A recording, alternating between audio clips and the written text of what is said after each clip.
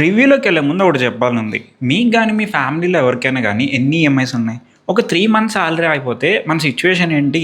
ఒక 3 ఇయర్స్ ఆగిపోతే మీకొచ్చే ఇన్‌కమ్ అంతా మీరు బతకడానికే సరిపోద్ది గానీ, వడ్డీ కడతానికి కూడా డబ్బులుండవు. ఆ వడ్డీ ఇంకా పెరుగుతా ఎళ్తది. అప్పుడు ఇంకెలా అనిపిస్తది? ఇండియన్ ఫార్మర్స్‌కి ఎగ్జాక్ట్‌లీ అదే జరుగుతుంది. మన గవర్నమెంట్ సర్వేస్ ప్రకారం ఇండియన్ ఫార్మర్స్ ఫ్యామిలీస్‌లో మోర్ దెన్ 50% మందికి ఔట్‌స్టాండింగ్ డెట్ ఉంది. ఒక ఫార్మర్‌కొచ్చే ఇన్‌కమ్‌కి తన ఖర్చుకి ఎయిదర్ పర్ఫెక్ట్ బ్యాలెన్స్ ఉంటది ఆర్ ఖర్చులకే ఇంకెక్కువవుతాయి. పొరపాటున ఏదైనా పెద్ద ఇష్యూ వస్తే ఆ ఫార్మర్ ఇంకా ఎక్కువ లోన్స్ తీసుకోవాల్సొస్తది. 1995 నుంచి 2023 వరకు ఆల్మోస్ట్ 4,00,000 మంది ఫార్మర్ సూసైడ్ చేసుకొని చనిపోయారు. వీడేంట్రా సినిమా రివ్యూ చేయకుండా ఇయన్నీ చెప్తున్నాడంటారా? బికాస్ కొన్ని స్టోరీస్ రియాలిటీ నుంచి వస్తాయి. ఈ కరా మూవీ స్టోరీ కూడా అలాంటిదే. ట్రంప్ ఇరాన్ మీద అటాక్ చేసినందుకు వరల్డ్ వైడ్ ఆయిల్ సప్లై తగ్గిపోయింది. మనకి బైక్ లేకపోతే వర్క్ ఫ్రమ్ హోమ్ అయినా చేసుకుంటామేమో, కానీ ఫార్మర్స్కి ఆయిల్ లేకపోతే వాళ్ళ ట్రాక్టర్స్ అండ్ మెషినరీ ఆగిపోతే ఈ గ్యాప్లో వాళ్ళు కట్టాల్సిన లోన్స్ ఇంకా పెరిగిపోతే 1991లో కూడా ఇప్పుడు జరిగిన సిచ్యువేషన్ లాంటిది ఒకటి వచ్చింది.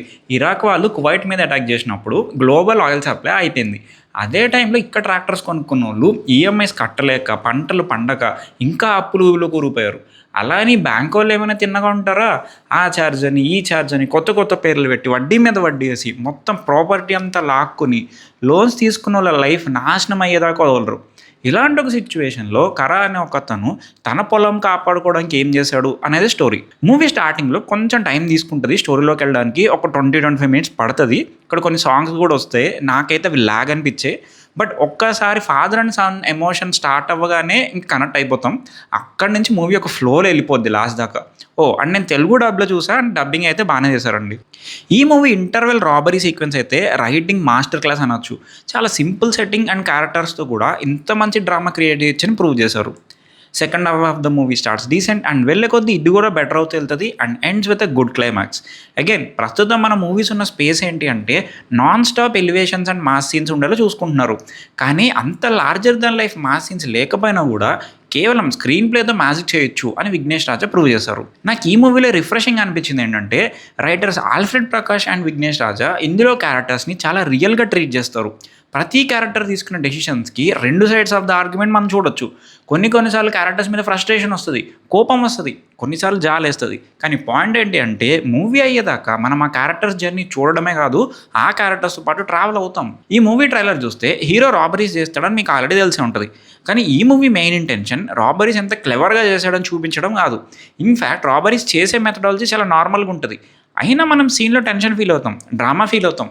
ఇదెందుకంటే ఇందాక చెప్పినట్టు క్యారెక్టర్స్ని రియలిస్టిక్గా ట్రీట్ చేయడం వల్ల వచ్చిన అడ్వాంటేజ్. ఒక నార్మల్ మనిషి ఒక దొంగ అవడానికి మధ్య ఉన్న దూరం కేవలం అతనికి జరిగిన ఒక్క చెడ్డ రోజు మాత్రమే. We can relate to it, we can empathise with the characters. నువ్వు ఎంత స్మార్ట్ సీన్ రాసినా కూడా క్యారెక్టర్స్కి ఆడియన్స్ కనెక్ట్ అవ్వకపోతే ఆ సీన్ వర్క్ అవ్వదు. కానీ నువ్వు ఎంత సింపుల్ సీన్ రాసినా కూడా కనెక్ట్ అయితే మాత్రం ఆడియన్స్ ఎమోషన్ ఫీల్ అవుతారు. ఈ మూవీలో అదే జరుగుతుంది. ధనుష్ యాజ్ యూజువల్ ఇచ్చి పడేశారండి యాక్టింగ్.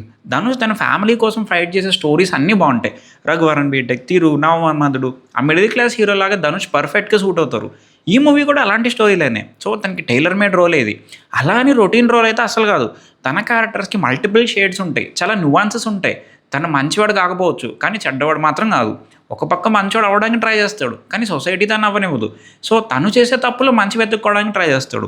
ఇలాంటి ఒక గ్రే ఏరియాలో ఉంటుంది తన character and he acted so well. ఈ మూవీలో ఇంకో 2 మంచి పర్ఫార్మెన్సెస్ ఉన్నాయి. అవి పోలీస్ ఆఫీసర్గా చేసిన సూరజ్ వెంజర్ముడు అండ్ బ్యాంక్ మేనేజర్గా చేసిన జయరామ్ రోల్. సూరజ్ క్యారెక్టర్ పేరు భరతం. దానికి ఫ్లాస్ ఉంటాయి, ఫేమ్ కోసం ట్రై చేస్తూ ఉంటాడు పోలీస్ కాబట్టి. తనది కూడా గ్రే క్యారెక్టరే. ఇక బ్యాంక్ మేనేజర్ వాళ్ళు జయరామ్ గారు అయితే ఇచ్చి పడేశారు. పర్ఫెక్ట్ కాస్టింగ్ అండి.